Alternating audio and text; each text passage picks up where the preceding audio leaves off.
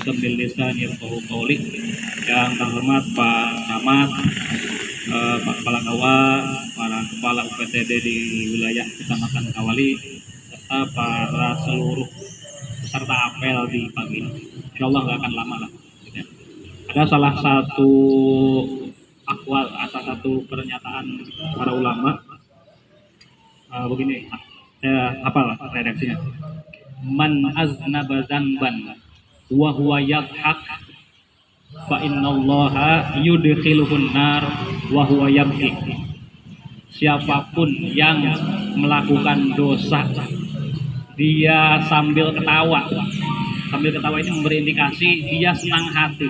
Dia senang melakukan dosa, dia gembira melakukan dosa tanpa ada rasa penyesalan dalam hati, maka Allah akan memasukkannya dia ke dalam neraka dalam keadaan menangis.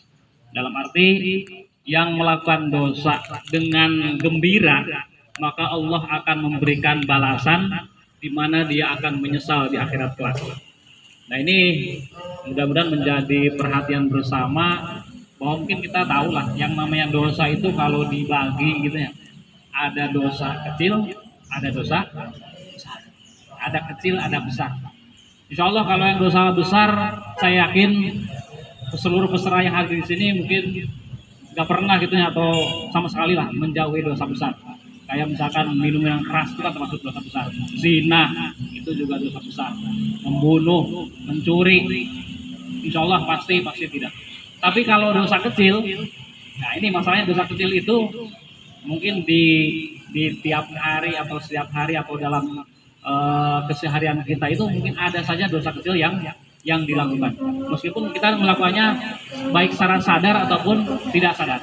Nah, ini yang kacau itu kalau melakukan dosa kecil, tahu itu dosa, tapi dilakukan dengan gembira, dikasih tahu kepada orang lain, bahkan merasa bangga ya, orang yang merasa bangga telah melakukan maksiat meskipun itu kecilnya, bahkan diceritakan merasa, wah aku ini telah melakukan suatu hal yang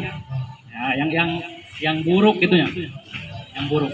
Nah itu maka Allah akan membalasnya, Allah akan memberikan siksa, dia akan dimasukkan ke dalam neraka dan nanti akan merasakan siksaan yang pedih, dia akan nangis sejadi-jadinya. Usin nafsi wa yakum ini harus menjadi perhatian bersama. Yang namanya dosa itu tidak ada ukuran kecil atau besar. Yang namanya dosa itu tetap dosa, akan ada balasannya. Maka kalau kembali ke definisi atau ke takrif dosa itu apa? Takrif dosa, kalau ada secara bahasa, yang namanya zanbun itu adalah mukhalafatul awamir, suatu yang melanggar perintah itu termasuk dosa. Tapi kalau definisi secara syar'i gitu, secara syara itu adalah kullu fi'lin qabihin yastaujibul iqab. Semua perbuatan yang dianggap jelek, qabih, dan itu bisa mendatangkan iqab, mendatangkan siksa. Maka dalam zanbun ini mencakup istilah-istilah yang lain, maksiat, ismun. Nah, itu masuk tergolong ke dalam kategori dosa. Maka istilah maksiat, istilah ismun itu sama saja.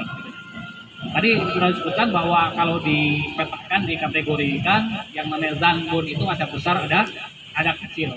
Yang mungkin kita tidak secara sadar melakukannya atau bahkan secara terang-terangan melakukan karena itu mungkin bagian perbuatan yang dianggap biasa, padahal kalau ditimbang dengan timbangan syar'i itu adalah termasuk dosa. Ini harus menjadi perhatian bersama lah gitunya. Karena dalam sabda Nabi, dalam salah satu hadis, la shaghirata ma'al isron. Tidak ada dosa itu selama tidak ada dosa kecil yang itu akan terus bertahan kecil ketika dilakukan berulang kali, maka akan berubah. Tadinya kecil karena dilakukan terus menerus, gitu ya, mungkin dengan macam-macam lah, jadi bukan satu jenis dosanya. Maka lama-lama itu akan membesar, akan semakin menggunung. Maka dilanjut hadis tersebut, walal kabirata bil istighfar. Maka tidak ada dosa besar ketika dibarengi dengan istighfar.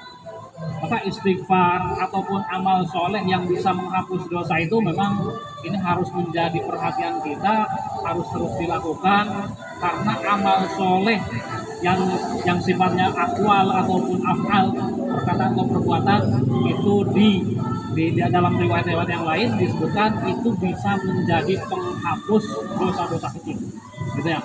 Maka amal soleh dalam keseharian kita memang dituntut untuk terus dilakukan. Kita dituntut untuk beramal soleh apapun jenisnya lah, dan baik itu sifatnya perkataan ataupun perbuatan itu harus tetap dijaga. Karena kualitas seorang mukmin itu dilihat dari amaliyahnya sehari-hari, dari kesehariannya, dari akhlaknya.